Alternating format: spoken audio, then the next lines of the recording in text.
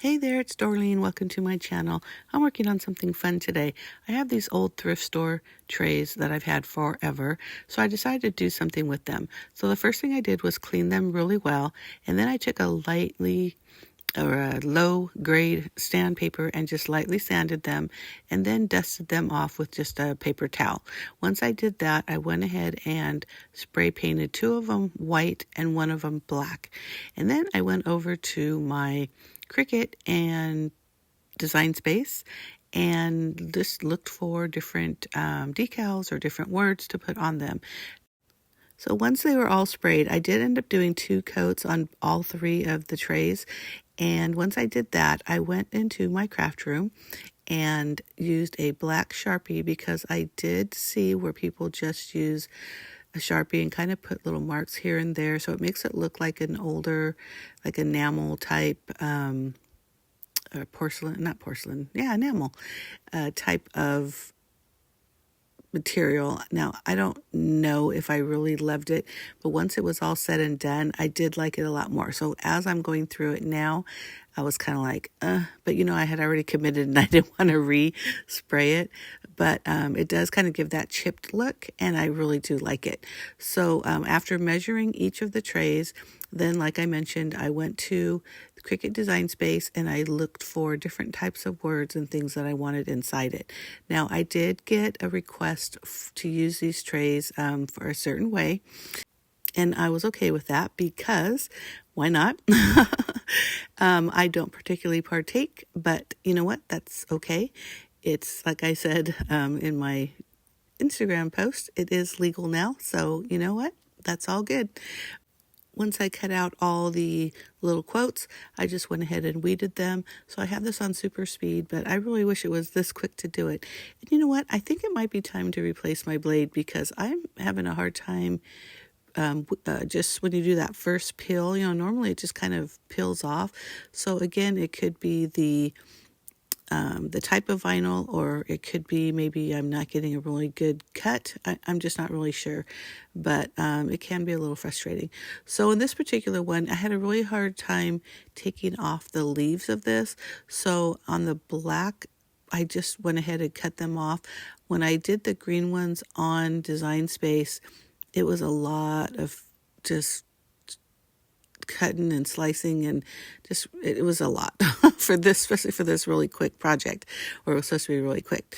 So you can tell by this particular vinyl what I was talking about when I was mentioning a certain type of tray. But again, this could be used as an actual tray to be used as long as it's not with food, because it would not be food safe. Or I wouldn't recommend putting food on it. Or you can just hang these up. So it doesn't necessarily need to be a tray. It can be a decorative piece. I really like the way they turned out. Like I mentioned before, I made them for a particular theme. But, again, they can be used for anything, and any kind of quote. And you'll see when you look at the final project, the photos of it, they turned out really nice. And this tray too, I added the black marks here and there. And again, I wasn't happy about it. I was unsure about it, I should say. But I really did like it at the end. So it did kind of give it I don't know if antique's the right word, but like a used, I guess, look. And I really like that. So one of the things that I like to do when I'm putting down vinyl adhesive is I reuse my transfer tape, and I use this one piece for all 3 trays. So it makes it less sticky, so it's easier to add like these second layers without removing the original layer. And also it kind of saves your product. So you can just get a bigger chunk, excuse me, one that's going to cover all of the vinyl that you're trying to put down, and then just like I said, reuse. But look at how much easier it is to just peel off. I didn't have any problems with that. Just a little bit of problems, like I mentioned, when I was weeding, which can get you a little frustrated. But I did 3 of the trays, and all 3 of them are a little bit different.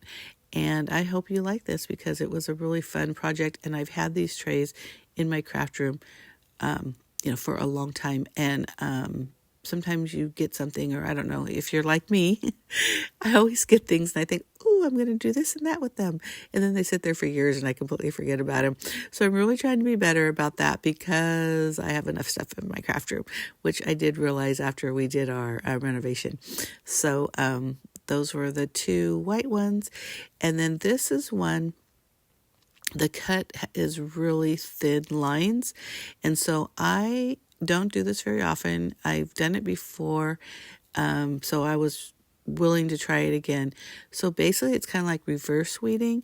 So you put the entire image there and then you peel off the parts that you don't want.